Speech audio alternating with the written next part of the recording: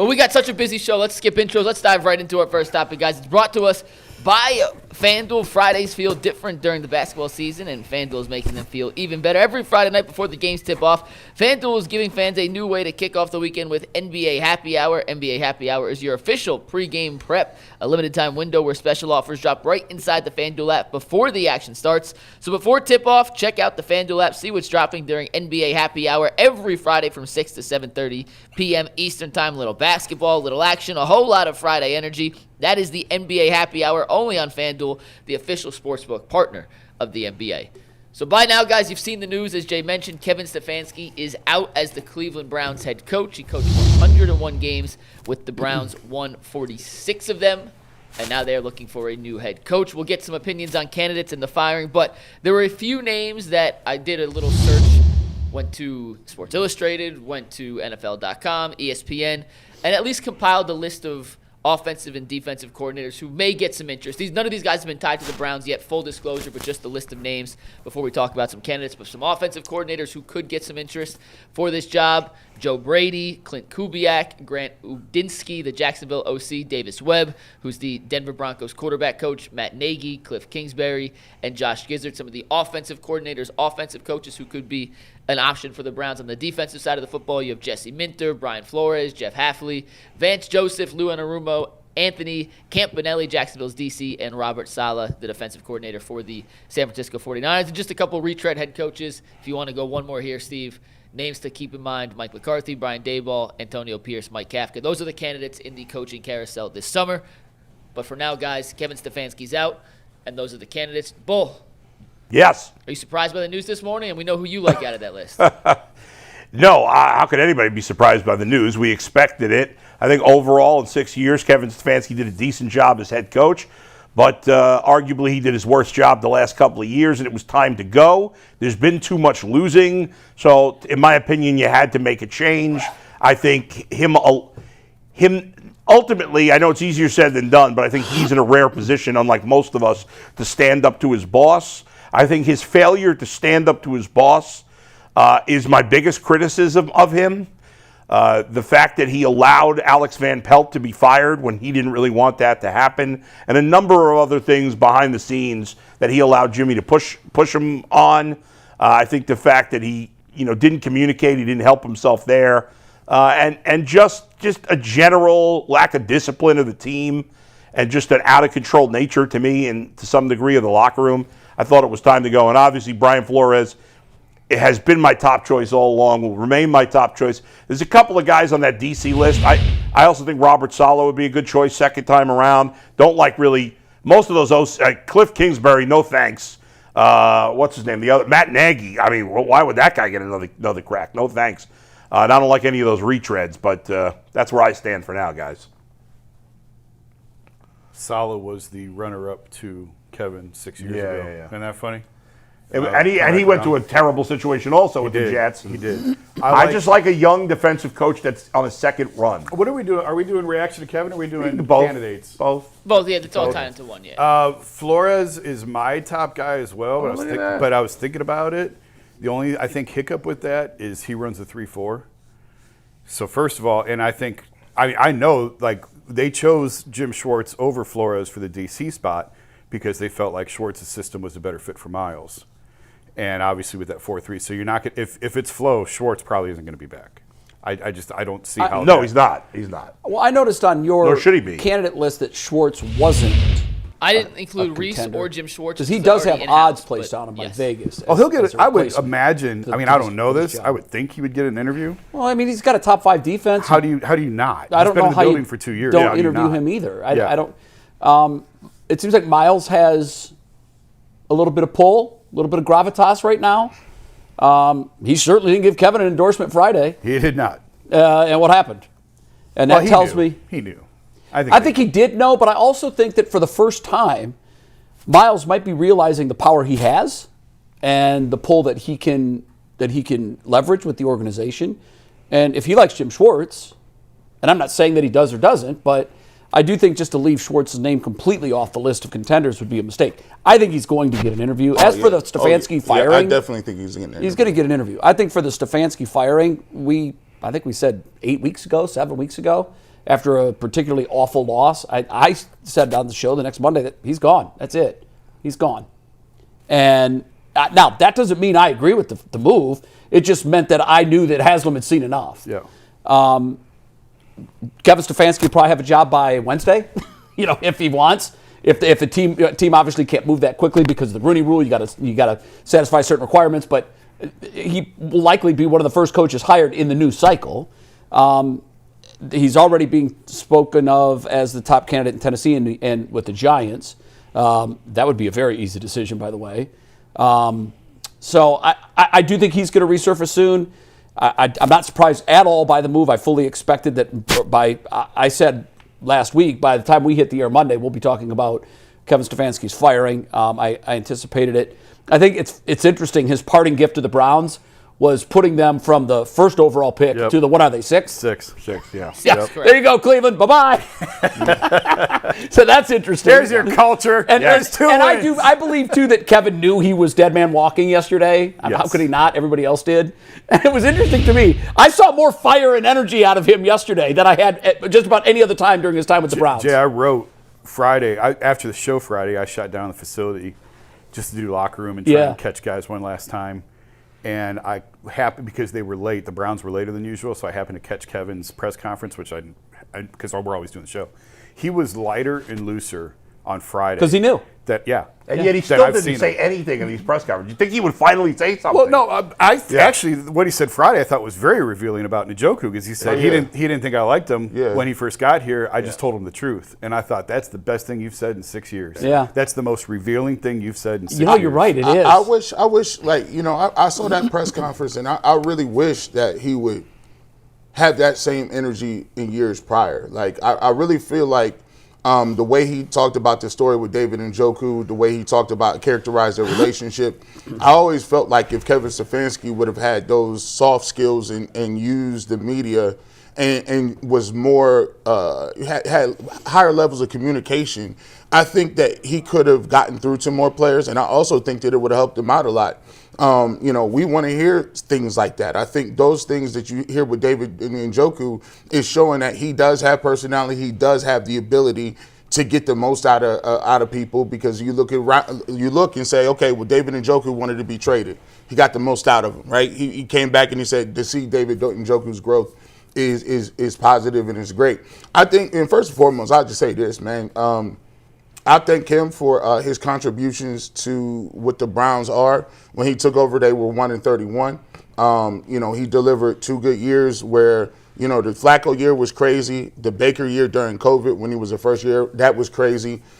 He positively impacted a lot of the organization and we was the first dude to get him back to a place. They did have Freddie between he and 1-31. Yeah, but that turned out to be bad. They too. were 6-10. Yeah. But he delivered playoff runs. He delivered, and for what it's worth, they didn't go far, but that's more than you could say about anybody else that came before. He turned him. an organization that most people didn't think could be turned around. You Yes. have to give him credit for that. I'll give him credit for that. that. Now, he couldn't maintain it. Yeah, but I will say this. But he did it. I think that I thought that this was going to be a thing. I thought it was inevitable, and I think it was generally the right move. At the time, we look at the offense and we look at, I think for me, when he gave up the playbook 2 times, I think that was a thing for me that was a little bit confusing, and I think that hurt him in the long run, because he was brought here as the offensive guy and he was the leader of the offense. So I think that weighed a little bit heavily. But in general, I expected this to happen. I think a lot of people expected it to happen throughout the year.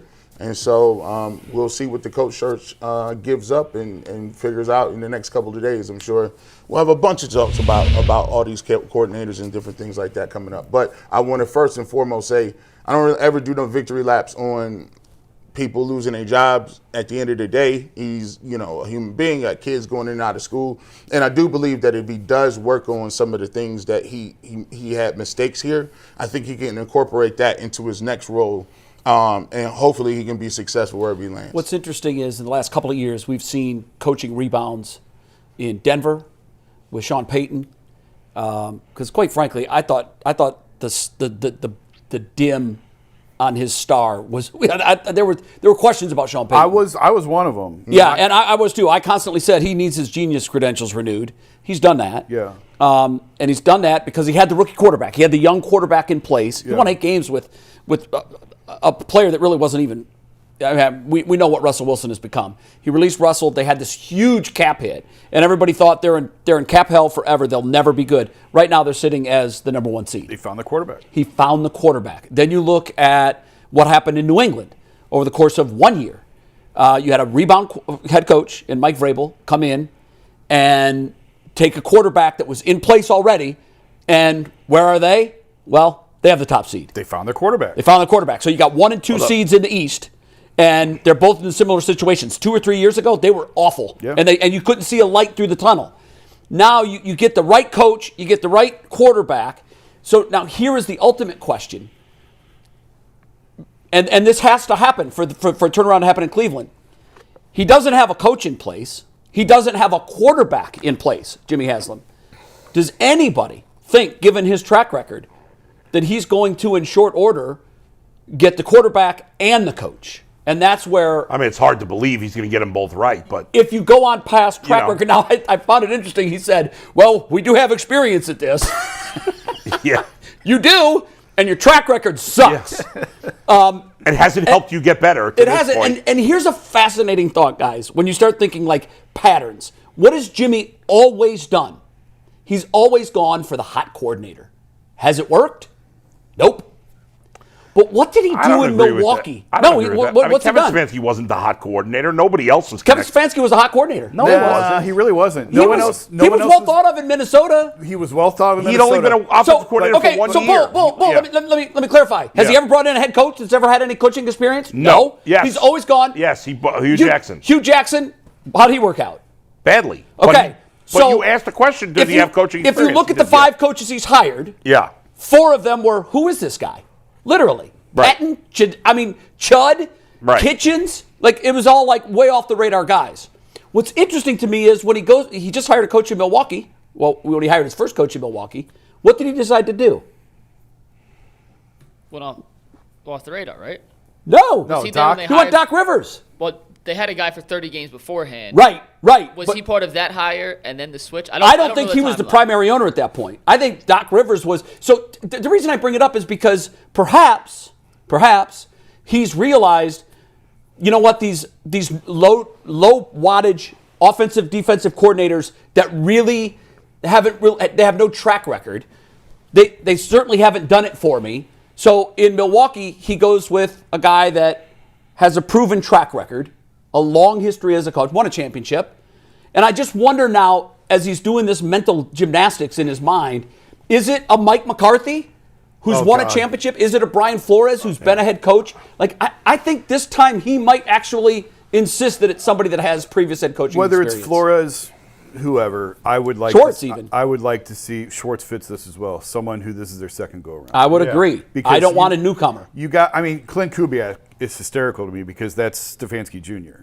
Like Clint and Kevin are one and the same. Yeah.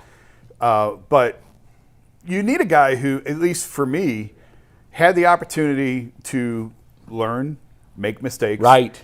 Now learn from those mistakes and implement them. I agree. And going back to what Garrett said about Kevin, I think one of the biggest things he needs to learn, especially if he goes to New York, is you got to talk. I wrote about that a couple weeks ago. God. If you In don't, New York. Oh, New York will make him talk. if you don't talk, we talk for you. That's right. And look what you get. That's look what right. happened this year. No, that's- because he refused to open his mouth and talk. This is what you get. Yeah. So I agree with what you said about standing up, but that's really not his personality. Like, he's not a fiery guy who's going to get in guys' But faces. he should have done it behind the scenes. He could have done it behind the scenes. But that's just not his personality. Yeah, all right. No, He but needs- Jay, I agree with Bull. You do have to fight for yourself. You do have to pick your battles. You don't do it on everything. Firing Alex Van Pelt was the beginning to the end. And I agree. I'm not saying AVP was the linchpin of this whole thing. It's not what I'm saying. Mm-hmm. But that started this downward slide because they won 11 games. They go to the playoffs, and they fire the OC. And we're sitting here going, wait, what? That doesn't make any sense. And to Bull's point also, we've all seen this either in our own work environments or in other situations in pro sports. When the power is usurped from the head coach, everybody in the building knows that. They weren't walking around the building and going, hey, what happened to Van Pelt? They knew. Inside the building, they all knew. And when all the other assistant coaches see that happen, it's obvious that dad isn't really the dad. Grandpa's the dad. Yeah, and there's not a lot of jobs where where the employee has the hammer. And Stefanski, in my mind, did, because if Jimmy fired him, he still gets paid his millions and millions of dollars. So, most of us in life, we don't have the hammer as employees. I agree. But he did. And so, anyway. I know he's not a fiery guy, but sometimes you got to pick your spots. You got to stand up for yourself, take a stand up for what you believe in. And when he didn't, I think all of the other assistant coaches in the room had to look at him and say, wow, this dude sold out a friend and a guy who was good at his job because his boss told him to. And you just look at boss differently after something like that happens. Well, I think you look at boss. Are you talking Kevin or Jimmy? Because people look at Jimmy differently. They look at Jimmy differently too. Every day. Like, stay home, let him do the job. They know. When you walk into Berea, you know what you're getting into. They all know. It's not a secret. No. So for Jimmy to stand there today and say, to push back against the term dysfunctional, well, would you call this team functional? Yeah, you're one or the other. There's no real gray area between the two. You're functional or you're dysfunctional. Which is it? You're not kind of functional. You are dysfunctional. And if you don't think you're dysfunctional, take a look at your record. Now, I do. That is dysfunctional to think you're not dysfunctional. You're right, Bull. It's burying your head in the sand. And what's step one of recovery? Admission. Admitting you got something, you do something wrong. You can't admit. I think he's sensitive to the fact that, like, what he was trying to say, Kevin and AB were still. They didn't split. They didn't turn on each other, and they've had so many people in that building turn on each other over the years. I think he was trying to make the point that did not happen here. But to say that this is not a dysfunctional organization is grossly inaccurate. They are. Yeah, I agree with that. Don't prove it otherwise. Yeah. Before we move on real quick, G, you didn't mention any possible candidates that you like, whether they be on that list or not. Would Schwartz be your number one guy to replace Kevin Stefanski? We'll dive more into depth as we understand and learn more about this. But right now, instant reaction, who's your top picks to replace Kevin Stefanski? Listen, I like Flores. I've liked that name for a long time. I think he's innovative when it comes to defense. I like the pressure packages that he brings. Like, he's a dude. The thing I like about Flores is he's not gonna play no games. Like, I like the fact that he's gonna hold people accountable. There's a lot of things that people and players we're gonna have to respect, because he's a guy that's gonna come in and he's gonna swing the hammer. Now, if I get Brian Flores, I need to have me an innovative offensive coordinator. Yes, you do. I need to have somebody, and what I mean is I need somebody to be the opposite of what Jim Schwartz was here with Kevin Stefanski. Mm-hmm. I need to get somebody that is innovative, that is crisp, that wants to bring something different to the table, and I'm going to give him that offensive reign. Yep. Also, Brian Flores, I do believe that he has to learn in some of the same cases that Kevin Stefanski learned from. The situation with him and Tua got crazy, and I think he needs to learn how to communicate with quarterbacks and figure out how he needs to be a leader. And I think Aditi said something that was important. She told us last week that he has learned from that. Mike Tomlin said, "Hey man, you gotta have a relationship and establish relationships with everybody. Not just the defense, not just the guys over there, both sides of the football." So hopefully those are things that he learned coming into his next one. But Jim Schwartz, I think he's going to get an interview. I think Schwartz is a guy who's been in the system. He's been in the building. He's done a good job with the defense. Obviously, Myles Garrett is a guy that likes what Schwartz is doing, because he puts Myles Garrett in positions to make plays. Denzel Ward obviously has been his best under Jim Schwartz. Mm-hmm. Carson Schlesinger has been, when you got guys, I thought Mason Graham out of all the young guys, I thought Mason Graham, even last game against the Bengals, he showed up big time with two tackles for loss and doing things. So if you got Grant Delpit had a great year. So if you got guys on the defensive side of the football and they already performing, and they perform and respect them, there's no choice but you got to have that guy to be in there. And by the way, I would not be surprised if Tommy Rees gets an interview. Now, people say that's a little too far. He was just half a little coordinator. But I do think Tommy Rees, the way that they felt about him, I think it'll still be high, and he may get an opportunity. And the only reason I say that is because I just look at what Haslam did before with Freddie Kitchens. Freddie Kitchens was here half a year, and he gave him, and then Freddie Kitchens actually, it was almost the same situation with Greg Williams and Freddie Kitchens. Greg Williams was a defensive veteran coach that did some things. He was an intern coach. They gave him an interview. He didn't get it. They gave it to Freddie Kitchens. Not saying that this is the same thing. The difference between those two? Yes. Just like Nick Saban Pluto endorses Tommy Rees. And when I called Bill Parcells about Freddie Kitchens, he would not talk to me.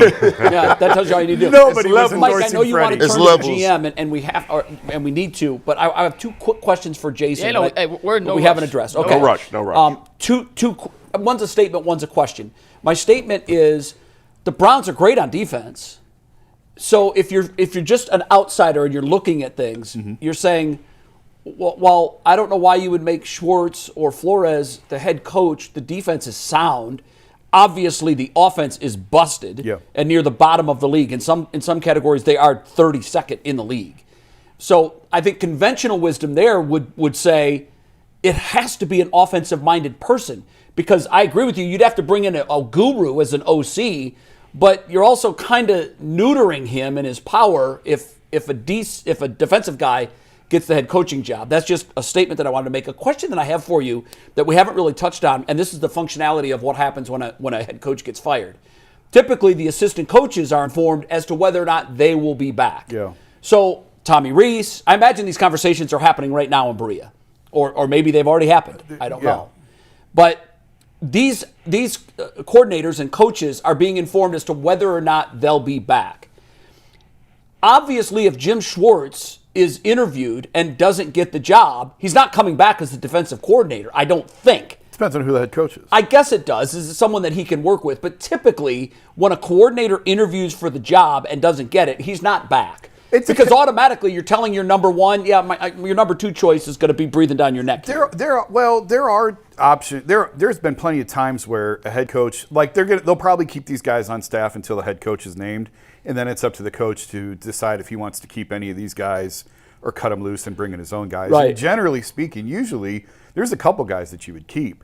So it really would. Now, if it's Flores, no, I don't think Flores and Schwartz. No. That's not going to. That's not a match. No. It's not a schematic match. It's two really big names Alphas, and personality. But Tommy Rees is possible. For sure. If Flores gets the job, and if Jimmy likes Rees as much as it shouldn't be forced on him. No, of course not. It won't be forced. But if Jimmy likes Tommy Rees as much as I tend to think that he does, he'll be kind of encouraged, hey, we like him, take a look at him. Ultimately, it's your decision, but at least take a look at him. In general, and see what you think. has the tradition, what has the pattern been for new head coaches picking their entire staffs? Have they had guys forced on them, or are they filling out their staffs on their own? I think head coaches have to have the leeway to pick their own staffs. Yeah, And I a lot agree of with that. A lot of coaches have guys that go with them to every stop. Right. And they want those guys with them. They trust them. Sure. Trust is a huge thing in these spots. No kidding. So you got to have guys that have your best interest at heart and have the team's and aren't out for their own self-interest. Right.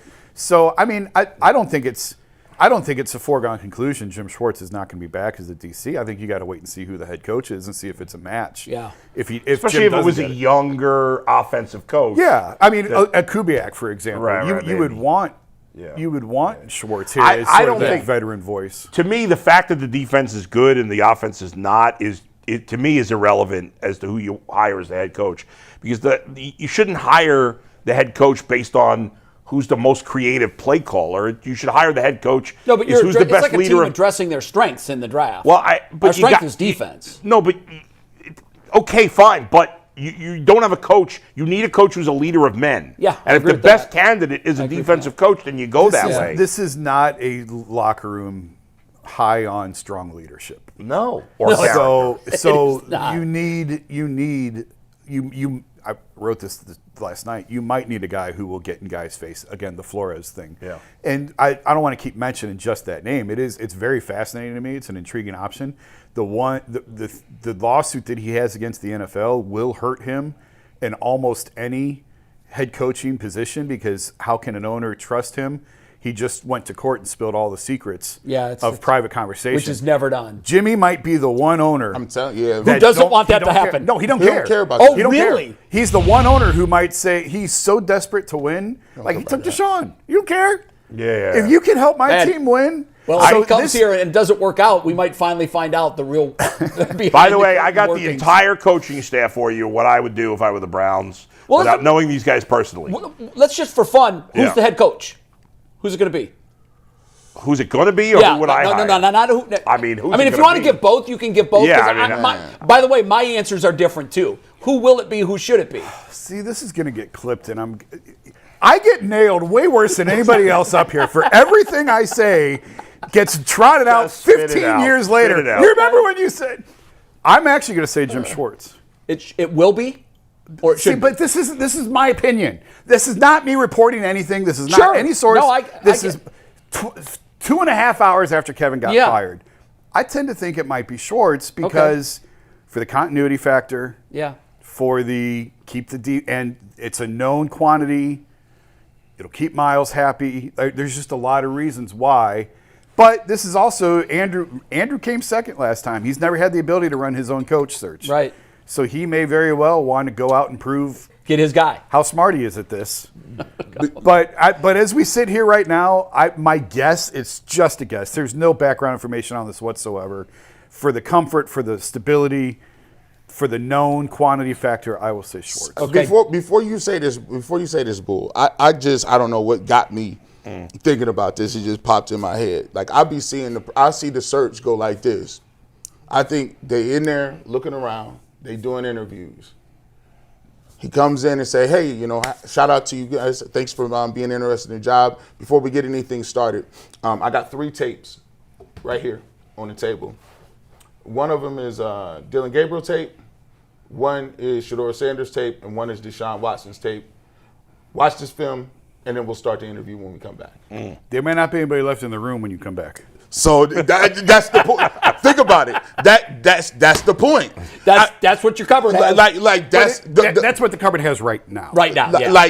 There will be another name in the mix. So the conversation is, okay, well, what do you think about it? And depending on what they come back with, who knows if they get the rest of the interview or they don't get the other interview. Well, it will be a question for sure. They can say something. They can say, I love it, and it'll be the wrong answer. They can say, I hate it, and it could be the wrong answer. Yeah. They could pick the wrong guy. I don't know. But I think that's a big part of it. It's when you're owner, you're hiring someone that knows way more about it than you do.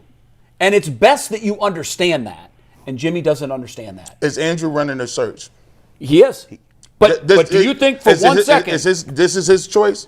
here's the way it's going to work. Correct me if I'm wrong. Andrew's going to come to Jimmy with a name. Jimmy's got veto power. If Jimmy doesn't want that name, that guy's not the head But coach. it won't get to that point because JW will be on the search committee. Oh, geez. Now we got another layer. Jimmy's not smart enough to know what he doesn't know. No, and that was really my point with Haslam. So Haslam may ask the coaches, I want reports on what you think of all 3 of our quarterbacks this year. And you said they might say the wrong answer. The wrong answer is one that Jimmy doesn't agree with, which likely is the right answer. I wish maybe there will come a day sooner than later where we can sit down and I can tell you guys all of the stories I've heard. God, I wish we could about right head now. coach interview candidates and like how things have gone with interviews. Yeah. Some of the stuff I've been told that goes on. Now I do think they've gotten better at it. This is years ago when it's legendary. Like some stuff with Ken Wisenhunt, some stuff with Brian Flores that I was told was just, it's mind-boggling. Listen, I can believe all of it. Yeah. Bull, I don't know who should it be? I don't. To me, I know you think it should be Flores. To me, I would hire Brian Flores to be my head coach. I'd hire Mike McDaniel to be my offensive coordinator. Although I don't know that he's getting fired, but I think he should get fired. Is he getting fired? We haven't heard. Yeah, Pete Carroll just got fired. Mike McDaniel as of 11. All right. Well, if Mike McDaniel gets fired, I have him hire as my OC. I hire our guy DeQuell Jackson to learn under Brian Flores to become the eventual DC, and I bring back former Browns special teams coach Chris Tabor. I don't even know where he is these days, but I bring him back to be the special teams coach. So that's who you should. Who will it be? You believe it should be Schwartz. I don't think they'll hire Flores. They'll probably get it wrong. They'll probably hire like Mike McCarthy, who's exactly who they don't need. I'm thinking Mike McCarthy too. I don't think. Yeah, I just think isn't that what he did with the Bucks? But isn't that the same guy? If Barry's leading this, he's not going to want Mike This McCarthy. is going to be an analytical hire. Yeah. It's going to be a guy who's high on analytics. That is not Mike McCarthy. I guess you're right. Well, the one thing I'm not sure it is the Schwartz, one thing though frankly. that Not analytics Schwartz. but the one thing that Probably not. analytics will have an NA next to is previous NFL head coaching experience. Like you won't have any analytics on that for all of the candidates that have never done it. Yeah. You don't know. Yeah, can I So you're revise my projecting. answer? Yeah, sure, you can revise. I would like it. I'm not predicting who it's going. I have no idea who it's going to No, be. I know, I it's a have no guess. idea. Go ahead. I'm still going to stick with Schwartz for the continuity and everything, but I don't want to make it sound like I think that's who they're going to hire because I already know how this is going to go. Yeah. Right now I would like Schwartz or Flores. I'm just not sure Flores I am fits with them because you. of Miles. Number one for me is Schwartz, and also because I think it's more likely than Flores because of the baggage with the NFL. Yeah. So I think what I would like to see is continuity on defense. I think you keep Myles Garrett happy, keep the defense good. And I'm not saying that this is a co-head coaching deal. I'm not. But what I would say to Schwartz as I hire him is you are to remain the defensive coordinator. Yes, you're going to be the head coach. You'll break all ties. But my offensive guy that comes in is going to be in charge of the offense. So if he thinks you go for it on 4th and 1, we're going for it on 4th and 1. And I know that sounds like a co-head coaching situation, and I know that's outside the paradigm thinking, but why not? Nothing else we've done has worked. So that's what I would like to see. But I don't have much faith that they'll get that right, and I think they'll go with Mike McCarthy. I think it'll be a first-time, By the way, young coordinator with an analytics background. Jim Schwartz is going to turn 60 years old before next season. I don't think that's Do we a bad want a thing. 60-year-old I don't head think coach? that's a bad That's thing. not- Yeah, I don't think that's too old. Hey, I don't love it. I don't love it. Gee, who will it be? Who should it be? Oh boy, this is tough, man. I think I wouldn't. You sold me on the Schwartz thing. I think that if you talk about Jim Schwartz and you look at it, it makes sense from a standpoint of okay, there's continuity, the defense is there, and then you could actually move and dip and do some other things to get the offense squared away. Right. However, I don't think they'll do it. And the reason because is continuity is great, but I think that Jimmy needs really. He needs a change. How much of it is a change, truly, if you still got say Jim Schwartz is in, he says, hey, I like what Tommy Reese was doing. Yeah. So I'm going to be the head coach. Tommy Reese stays as a coordinator. And you're like, well, is that really a change? You had two of the same guys into the building. Gee, if a smart manager, because every business has divisions, if a smart CEO comes into a company and there's sales and production, and production is killing it, but sales is not, the smart move is I need a new sales manager. I don't want to mess with production. Production's cranking out product at a quality level and a quantity level. Our defense is production. It is. And our head coach is sales. So I could make the similar analogy with businesses that you guys could probably think of. Yeah. You know, like, look, the It production. sounds awfully You're funny. familiar. You're so funny. Yeah, I mean, I'm not going to, but the production. JB talking about? The production guy. is there, and you can see it. It's tangible. That's the defense. But the results end of it, you know, the sales part of it, you're looking at it going, wait a minute, 2 + 2 isn't adding up to 4 here. Why? I'm not going to mess with the production end of it. You guys agree. figured it out. I'm going to analogy. fix the sales piece. But I don't. If I say Flores, right? If you do have Brian Flores, I don't think Jim Schwartz is bad. I don't either. I think we all agree with that because they're two alpha dogs. They're the same guy. And they don't run the same scheme. Yeah, they don't. I mean, and you've got two. It's kind of like when you remember when Greg Williams was the offensive coordinator, and everybody defensive coordinator, and the offensive coordinator was Todd Haley, and these guys were almost throwing hands. So I don't think you can have two personalities like that in the same room. Now, if you ask me, I would say who they probably would hire, and I would be great with this, because I do think sometimes you need to shake up, even though Schwartz is doing his thing on that outside of football. I love Brian Flores as an innovator. I'll go with Flores as a head coach. Okay.